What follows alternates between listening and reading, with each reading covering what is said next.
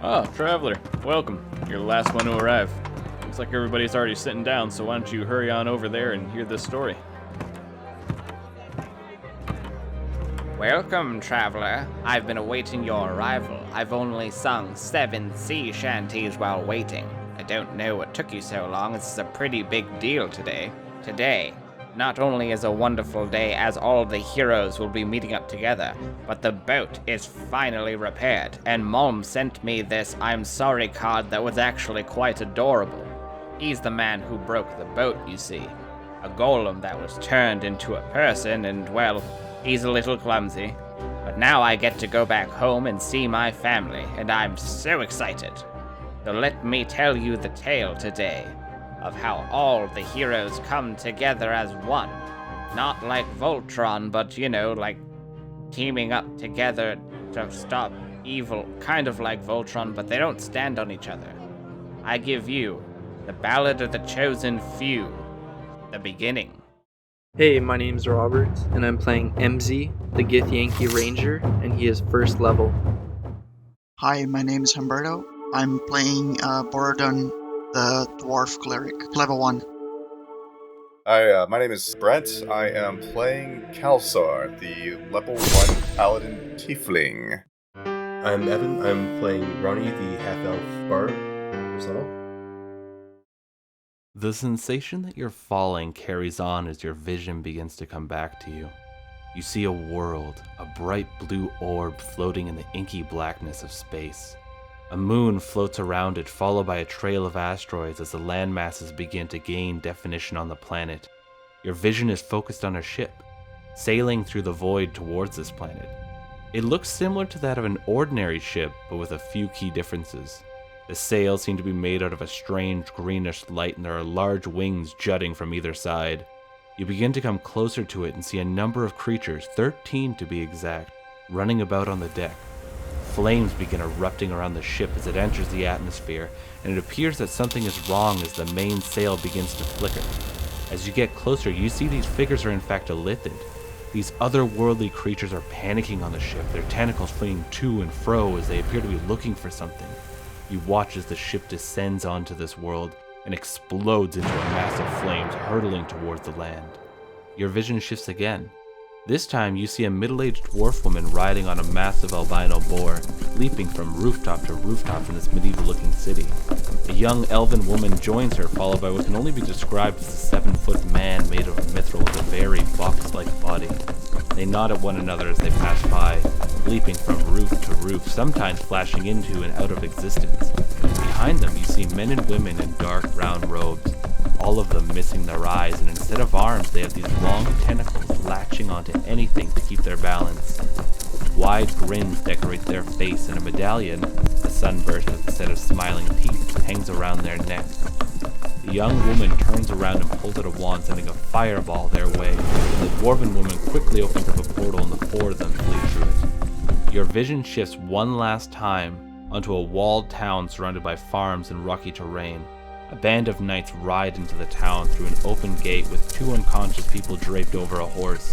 One, a young woman with long brown hair and a nasty-looking head wound, wearing a shield on her back with the sigil of the Knights of the Silver Shield. The other, a mountain of a man with a battered face, wearing the vestments of a high-ranking member of the same order. They ride into the city as the gates close behind them. Just before the bridge is raised, you see in the distance giants running towards the city, grotesque and deformed. Multiple limbs, tumors, and faces at other parts completely rearranged. They slam into the bottom of the bridge as it finishes raising and fall into the moat surrounding the town. Suddenly, a flash of light blinds you as you all fall into piles of hay. You see one another and find that you're laying in what appears to be an abandoned barn. Old boards seem to have been added to the wooden structure to keep it from falling in on itself, and rusty farm implements have just been strewn about as if someone left in a rush. You can hear the dull thud of rain on the rooftops, and only light that you actually get to see comes from a few broken windows that flash when the lightning flares up. Describe for one another what they see when they look at you. Okay, so MZ is about 6'2", and he's very gaunt. He almost looks like a skeleton wrapped in flesh, and he is very sort of yellowy and greeny tones in his skin. He has jet black hair. He is wearing scale mail, and his armor is very finely crafted with little gems and cool little designs on it. Whoever made it really cared about what they were doing. He has brown eyes, and he has fingernails that are just a little bit longer than normal, and they're jet black as well. And he has two swords on him. One is a short sword, and the other is a long sword. And again, they're very finely crafted weapons. Well, I'm basically wearing what I was wearing before being executed, which was a regular royal gown. Since I was in jail before being killed, I don't have any weapons with me. So it's basically like a regular dwarf with golden arms and like a more exquisite gown. It's like a long robe and with like the sigil of Moraine in the middle. So it's all white and a blue stripe right in the middle. My character is a paladin of the Silver Shield. He's a tiefling race, but not like his other kin. Has shorter horns than his regular kin, with long silver hair, and physically solid features. No scars or anything. He has pale blue eyes and a tail, kind of like a ropey kind of tail. There's a chainmail armor with elegant shield from his order, as well as an elegant longsword from his order. So Ronnie is pretty short. He has a black pompadour. His eyes are kind of turning yellow from jaundice. He's kind of dressed up in a new sequin jumpsuit he had put on for this talk show he was going on before being transported here. Before doing that, he had also hidden some chainmail under that sequin jumpsuit, and I believe he had a dagger hidden on him as well. So you guys have a few minutes while you're in here. What do? Your sensations start coming back to you, your vision begins to clear, the ringing starts to leave your ears, and your limbs begin to gain strength once more. You can all clearly see you have one thing in common. On your left hand, you all have the same symbol that each of you were given by that strange figure. I remember from my adventure when I was talking to the Truth, he told me what I was going to find. Would this look like a cast-out dwarf and a fallen hero and a musician past his prime? Well, you definitely recognize a dwarf. He's sitting on a pile of hay. As for the other two, that will be up to MZ to decide if they look along those lines. I'm pretty sure no other character has seen a sequin jumpsuit. What happened? Where am I? This makes sense. I was killed. I shouldn't be here. What is going on? Who are you people? I don't know, I was just almost... I think I was killed as well. Like I was executed by my own family. I don't know. I was supposed to be dead. That's just what I can say. How did you die? Like I said, I was executed. I was like on a guillotine. Nasty stuff. Okay. I had my chest torn open. My heart ripped out. Well, yours is way worse. But it doesn't make sense. No, it clearly does not. But as it doesn't make any sense, like this tendril thing on our left hand. Yeah, noticed that as well. Do you have any idea what that is? No idea. So, well, let me introduce myself. My name is Borden. As you can see, I'm on horse. Well, I don't know where we are at now, but I'm from Moraine, and I'm a prince. There. Here, I'm probably just a dwarf with golden arms, but I was supposed to be a prince. And my whole kingdom? Dead. Probably. Hopefully not. What about you? You have my sympathy, Borodon. It was nice to meet you. I am Kalsar of the Silver Shield, training with my order for a great event that was coming up. Suddenly, we were attacked by these monstrosities, slaughtering all of my kin, all my friends, left and right. Yeah, my reign was overran by undeads. I mean, maybe. I really hope not. Really. Both my friends are safe too. And what about you guys? My name's Ronnie. You might have seen me on the TV. Kind of a big deal, you know. T what? What does T-B? Sure. I have no idea. Oh, a couple of hicks out here. Well, let me find my piano and I'll show you guys what I'll know about. Lucas, did my stuff come through the portal, or can I take a look for my bag of whatever? One thing that actually happens to you, Ronnie, as you reach out and try to search around for your sweet Casio keyboard, you feel your left hand begin to throb. You see dirt, wood, hay, all coming together to form this keyboard set up right in front of you. Sweet, I'm gonna jam out on my keyboard then. So he's jamming out, and it's a sound that none of you have heard before. MZ, what are you doing? Well, everybody's talking, and he whips out his instrument there.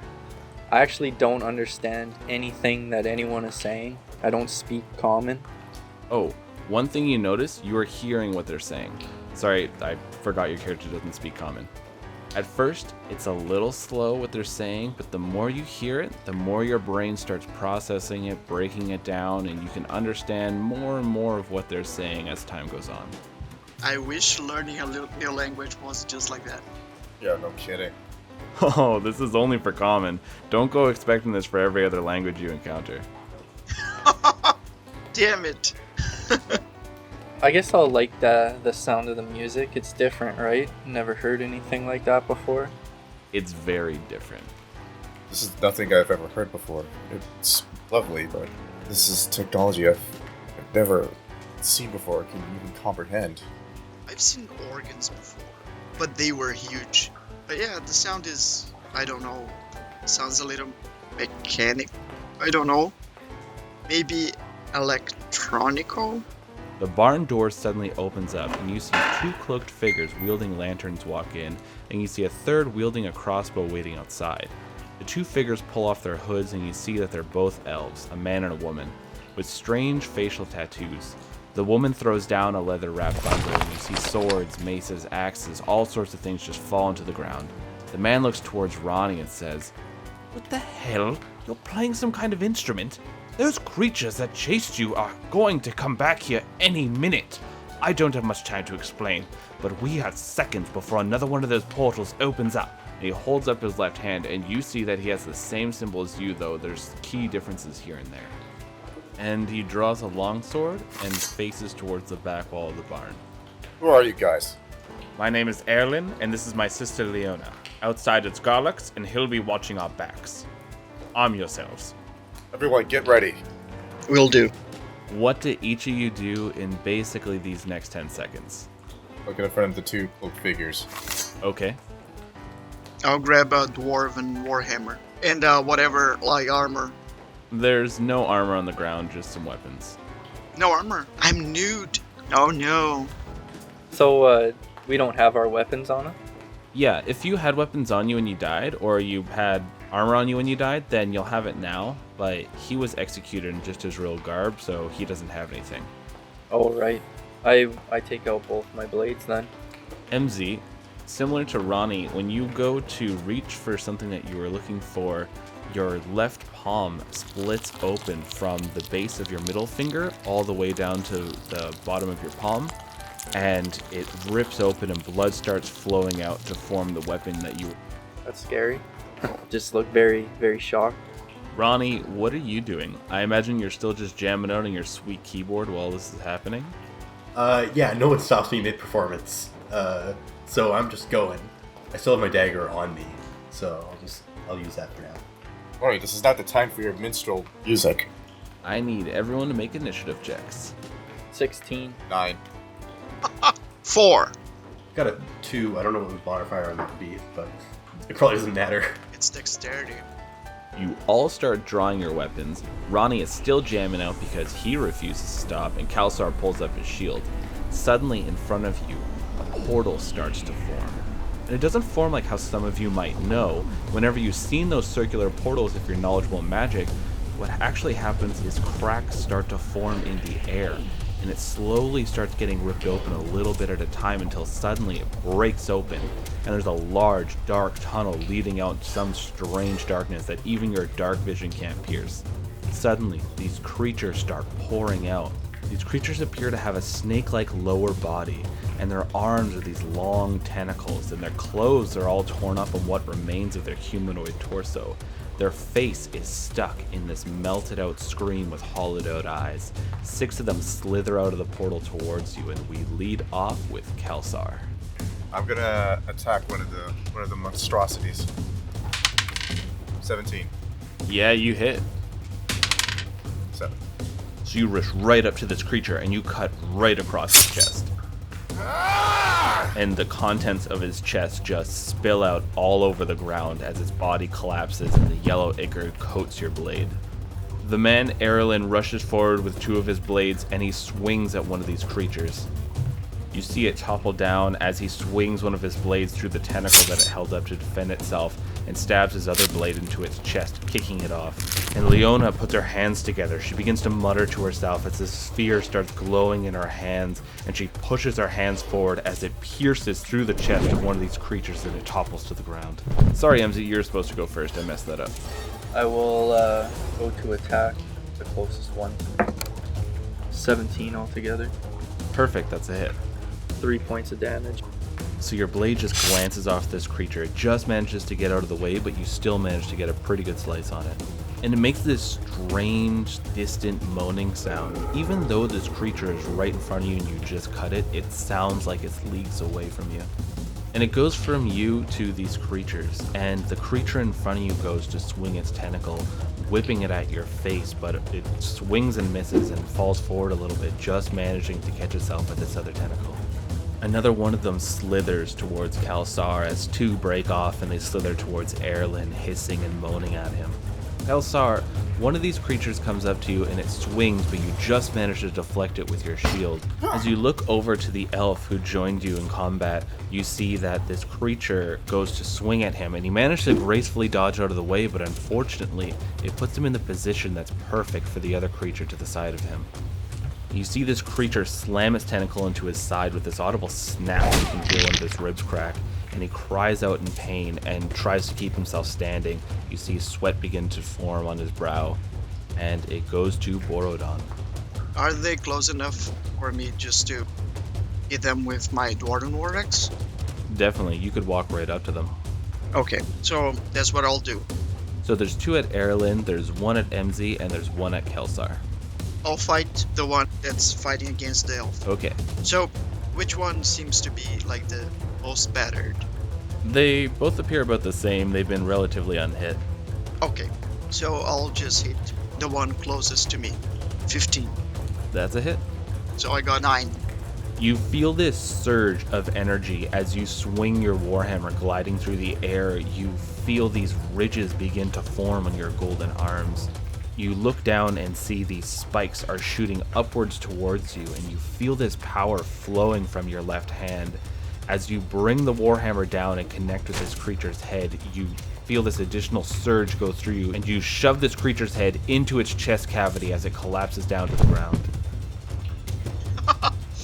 So it's dead, right? Holy shit.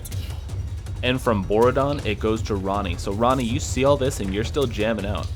They're driving away my audience, so I gotta do something about that. You attack the one in front of MZ. Okay. Dagger. 20 to hit. Oh, that's a hit. So for damage would be 2. So you go and you cut the one in front of MZ just as it was leaning forward and trying to get another hit on him. And as you have your blade inside this creature and you pull it back, you see there's this strange yellowish ichor all over it. And the creature just topples to the ground. So as you stand fairly triumphant over these few that you've killed, you see that there are tons more trying to pour out of this portal. There are hundreds and hundreds as far as you can see climbing on the ceiling, the ground, everything. The 2 elves look towards you and you hear Leona shout, "You need to leave here now. Just follow Garlics. We'll take care of this portal. We'll be fine. We're used to taking care of these things. Can't leave you behind. We are far more skilled to combat than you people are. You are new to this and new to this world. Follow that half-orc outside." Very well. Let's go, everyone. Okay. Do you all follow the half-orc? He's just standing outside. We're far too outnumbered. It would be suicide to go up against all of them. Because we use it to fight orcs back home, and we never actually got to befriend them a lot. I go, but I'm always like watching to see if he's going to do something odd. For sure. And Ronnie and MZ, what about you guys? Yeah. Well, I don't think I have much of a choice, so... So as you all head out of this barn, you take a quick look behind you and you see more and more of these creatures are just flooding out of this portal. There seems to be rather large, unique versions of these creatures that are also coming out of this portal. You see there's one with stone-like skin and 2 large clawed arms that just starts lurching and pulling itself out. You see another one with this engorged head, sharp teeth, and numerous eyes all over it. And it seems to just slam its head down into the ground and then pull itself forward to progress. And the 2 elves, they're taking these things out with efficiency, cutting down one after another. As you step out, the rain washes over you and you feel this yellowish ichor and blood all coming off. Garlix turns towards you. Alright, that's opening up to a nest. We need to get the hell out of here. Those elves will take care of that. Let's go! And as the lightning flashes once more, you look and see that it appears that you're at this old farmstead. A lot of it's been abandoned. This forest leads out, surrounding it entirely, and you see Garlix just hit a dead run as he heads towards the forest. I will chase after him. Let's go. Yeah, I think we're all running. I'm already going, so...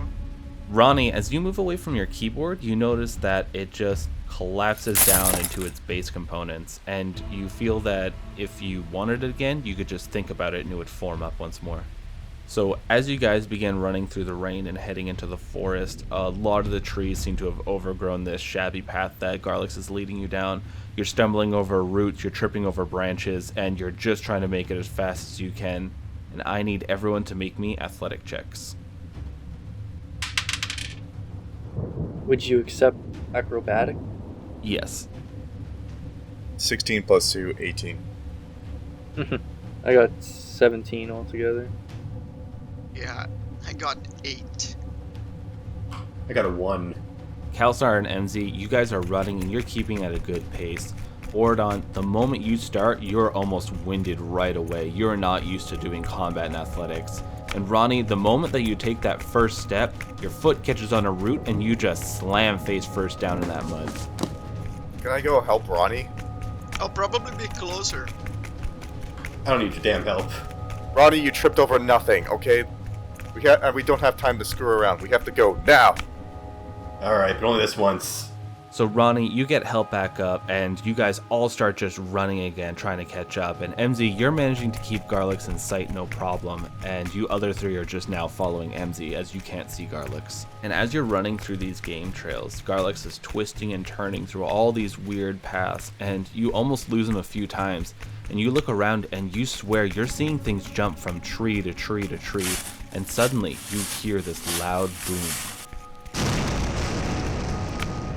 This bright blue light suddenly lights up everything.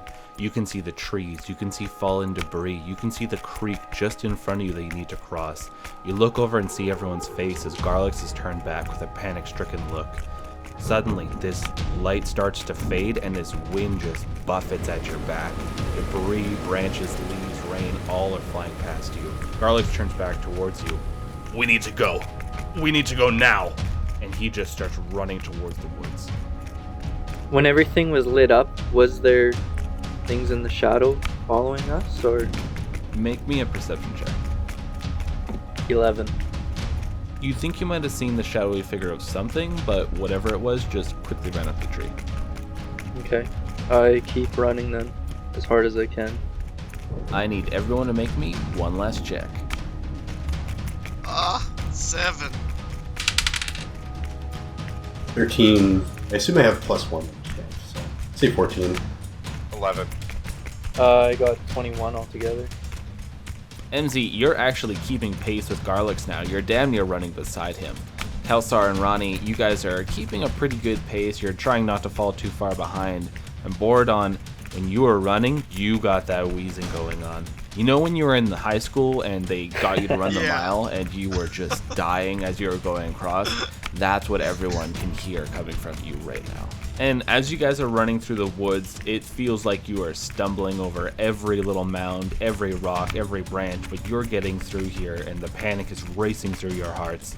You come into this clearing and you see there is this small cabin. It's not big by any standards. It has its normal 4 log walls, it has a thatched roof, and 2 tiny windows in the front with this warm, inviting light. You see Garlic just race right up to this cabin, slam the door open, and then start ushering you guys inwards. Yep, get in there. Go, go, go, go, go! Yeah. I mean, again, I'll just be a little bit careful. Yeah, so you're trying to cautiously go in there while also trying to catch your breath at the same time. Pardon, there's no time. I'm trying here, Gelsar. I'm really trying. Ugh. You need help? Well, what? Are you going to make my legs, like, longer? If not, no. Hurt my feelings. So as you get in, Garlic quickly shuts the door and locks it.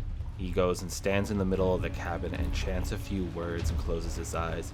You feel this thrum of energy just go through all of you as this little light flashes over the cabin, and then he looks back up at all of you.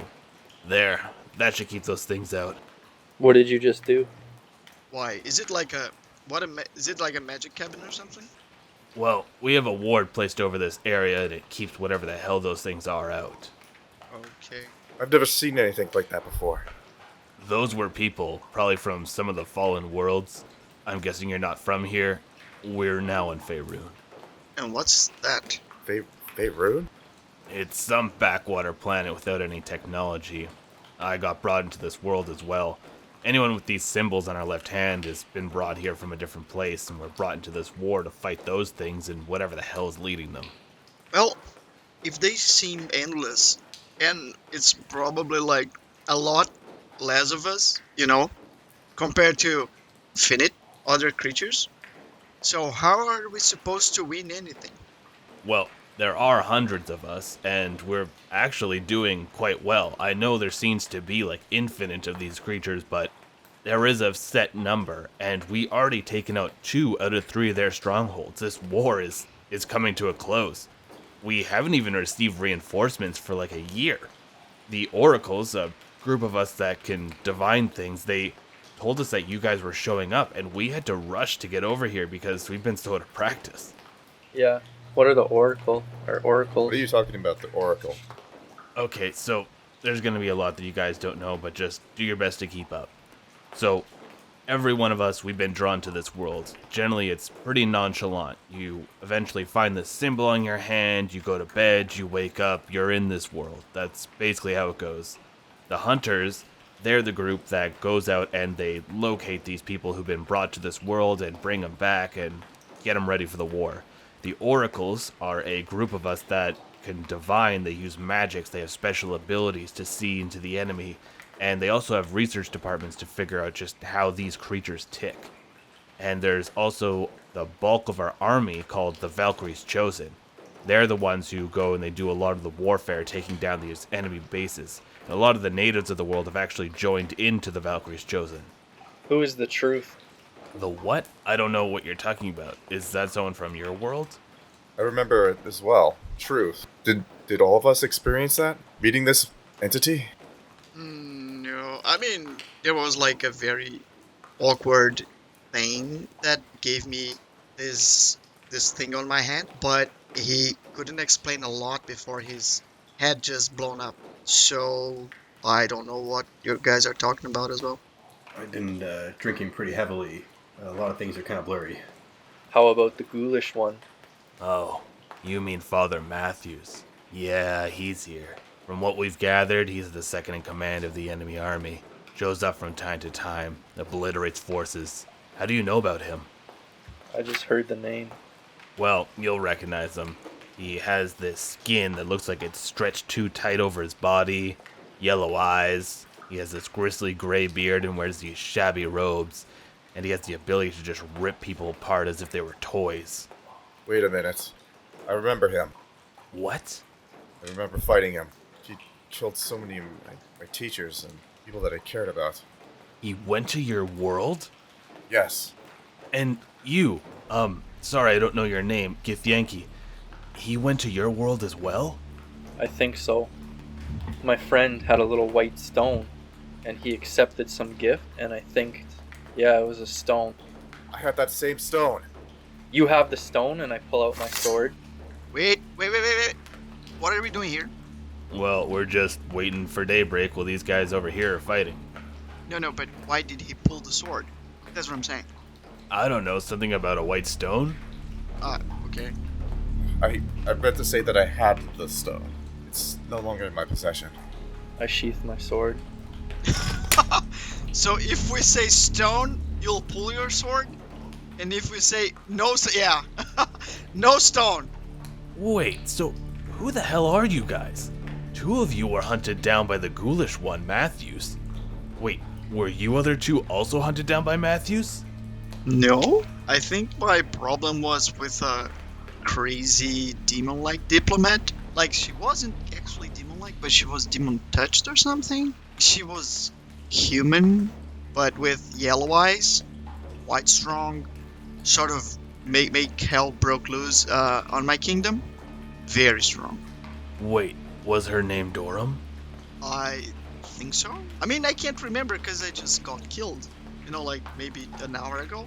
So things are a little bit hazy. Wait, you got killed? Yeah. Did all of you get killed? Yes. Yeah. What does this mean? What the fuck? Who are you people? Man, they must have really wanted you. The rest of us, we got these symbols and it was peaceful. We went to bed and we woke up here. No one has shown up like this, and no one has been hunted down by the ghoulish one or if it is who I think it is, no one's been hunted down by Dorum. She's the leader of the enemy army. Okay. If these two are opening portals to other worlds, then no one is safe. That's the thing. That's what we're trying to stop. She's trying to open up the portal for something so big it could consume galaxies. Is that Cthulhu? Cthulhu what?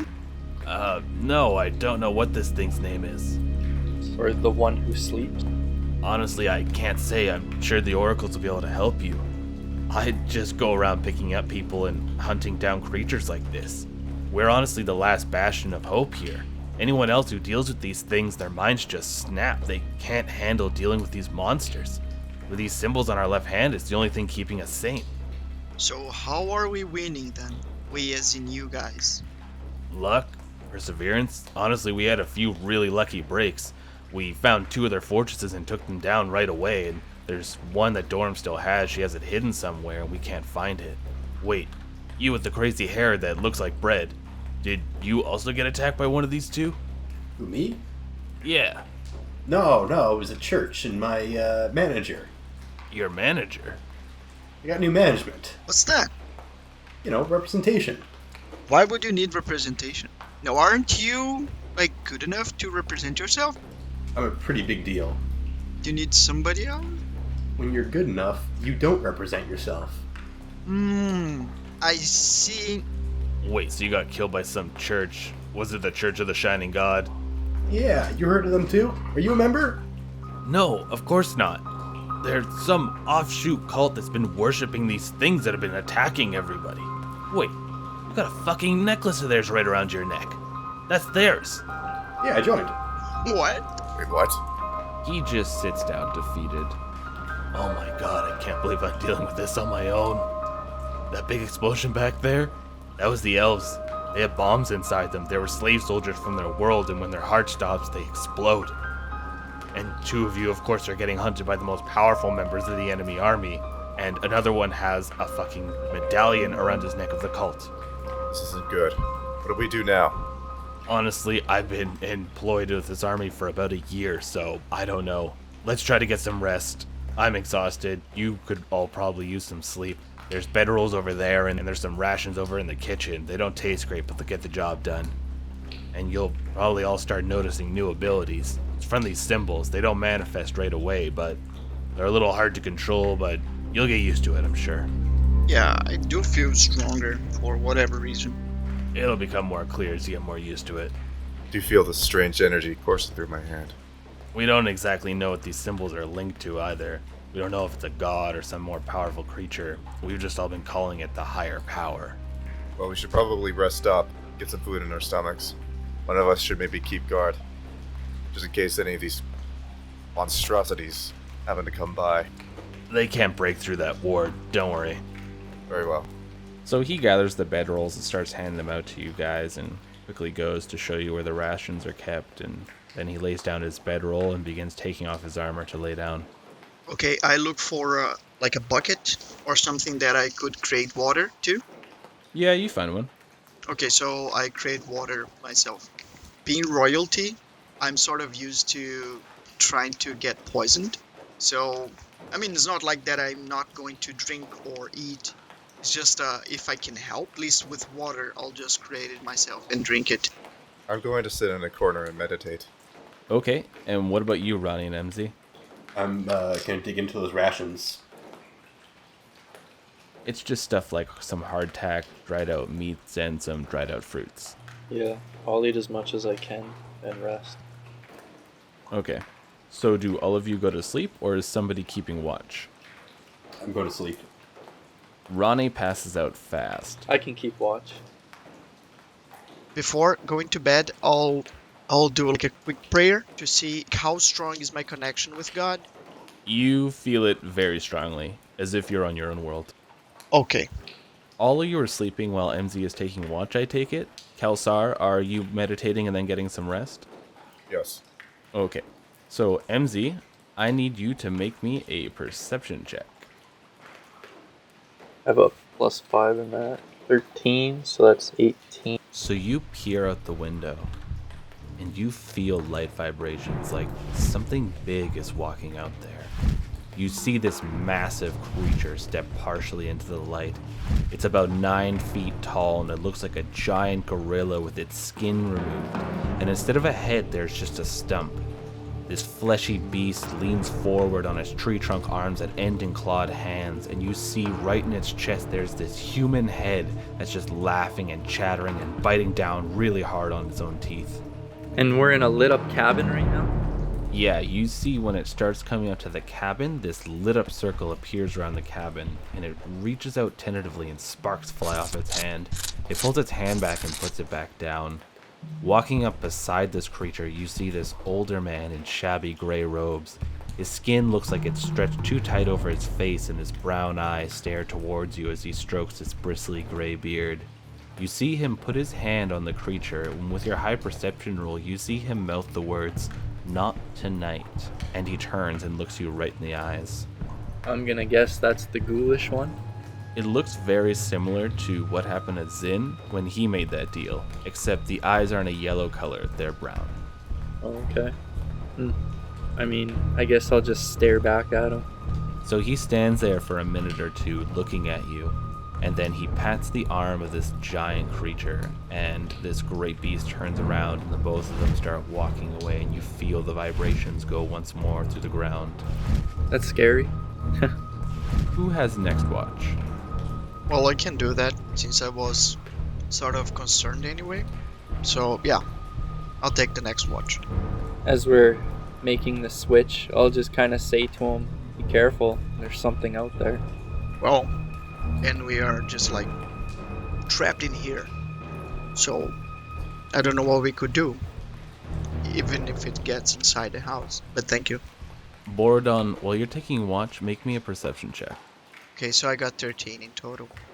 As you're keeping watch and you're looking out into the darkness, you see figures every now and then moving in the trees or moving around the cabin, and you see sparks fly off the side of this circle surrounding you, but you never actually get to see anyone closely, though you do hear the hisses and strange distant moans. Okay. So the rest of your watch is peaceful, and Garlix comes and takes the next watch after you so that you're able to get some sleep.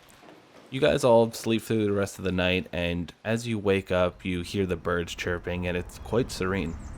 You look over, you see Garlix is getting out a bunch of rations for all of you and setting up a few plates for people to eat at. Thank you, Garlix. Well, I'm sorry your night before was so crazy, and apparently the day before as well. That's fine. I mean, my day before was being killed. So, waking up alive today, I'm happy. I mean, as happy as I could be, being in another world. I'm gonna step outside and take in what I'm seeing for the first time in my life.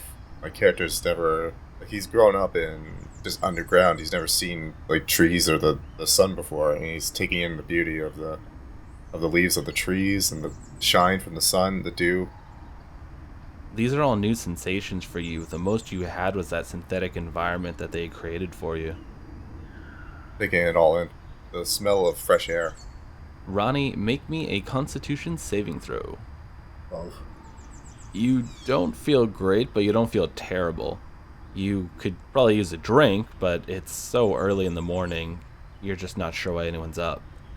You also have 1 pack of cigarettes, Thank God. but being in this medieval world, you're not sure where you're going to get your next one. Is there a grog in this medieval world? You don't know. Oh, man. Hey, Elfman. Anything to drink around here? He's a half-orc. Oh, sorry, half-orc. Yeah, there should be some wineskins kicking around. So he looks around the cabin and he comes back with a couple of wineskins and he throws one your way. You sure you should be drinking this early? Early? It's like 9:45. You know what? You've been through some shit, so I'm just gonna give you that one. Yeah, just pass me this wine as well. I'll probably need it. Yeah, he hands out the rest for people just to drink while he's talking to them. Alright, people, so here's the thing. Headquarters is situated in Sanctuary. It's a pretty large coastal city, and the government there has agreed to help us out, though the civilians are a little unruly about the whole situation. They think we bring these things there, which we kind of do. So that's about 10 days away. Luckily, about 5 days away, there's the small farming village of Geldspar. There, we can hit up the tavern, have a good hot meal, get some rest, and sleep in an actual bed. Okay, sounds good. Opinions, everyone. I mean, we're not gonna get back outside and try to get back to our worlds right now. So, seems like Garlex knows better what we're supposed to do. I'm sure the oracles can help you out more with that. I mean, getting back to our own world, that's the main goal. Everybody wants that. After we're done this war, we get to go home. Man, I don't want to be here either. Just going out into the woods, there's 100 things that want to murder you or enslave you.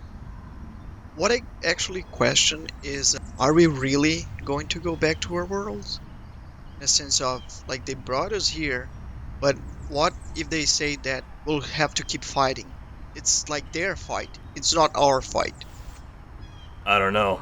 Technically, it's our fight too, because if we lose, all our worlds are gone. That's what they're saying. So that's the thing, right? They could be lying to us. What choice do we have, Ballad? Good point. I do agree with that, yeah. But still, you know, I'm a little bit concerned. I mean, whatever we'll have to do in order to go back home, I wish we can do that as fast as we can. You know, like complete this quest or finish this war, whatever. Because my kingdom, they really need me there. My family. Well, we're coming up near the end of this war, so you might be lucky. Well, thanks. We all have places to be, Ballad, but we also have to consider the consequences if we don't finish this mission. Which are what they're telling us. That's what I'm saying. I'm not saying it's a lie. I'm just saying that it may be not as true as what you're saying. Maybe they'll just have us here forever. I don't know a whole lot about this magic stuff, but I know there are also wizards that are just in this world that can travel places. I don't know a whole lot about it, but I'm sure you could talk to one of them, or if you want to bring this up to the oracles, maybe they can help arrange something for you. Sure.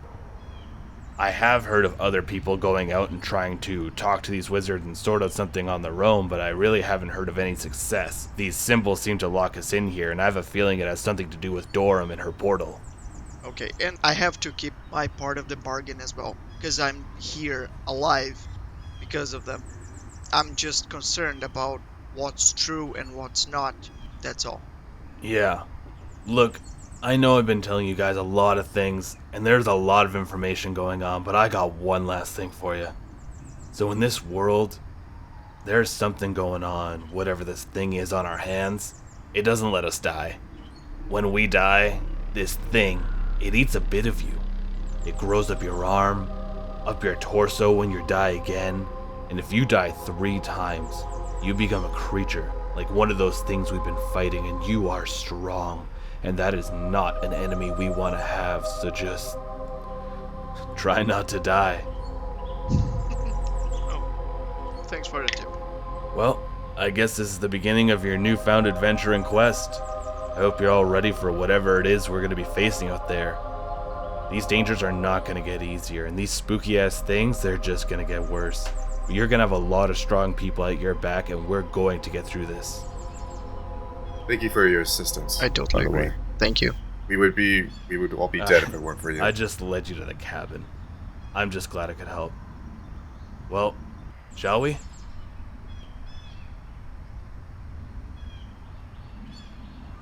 Well, looks like we have a few competing personalities, doesn't it? Let's see if Borodon's level-headedness will take them through, or if MZ's drive will take them on a path that they have not seen yet. I wonder what Kelsar and Ronnie will also bring to the table. Although it really seems like Ronnie's just gonna go along for the ride. We will now get back to our regular scheduling of 2 weeks. So join me in 2 weeks' time, and I shall present to you the Ballad of the Chosen Few's next episode, The Hunt, Part 1. Yes, there are numerous parts, because it went on for a little bit. If you wish to find more of my thoughts streaming on the Nethersphere, you may find me at Ballad 7 Dice. And if you wish to follow me on Facebook, you can find me at Ballad of the 7 Dice. I shall see you again soon, travelers. I bid you adieu.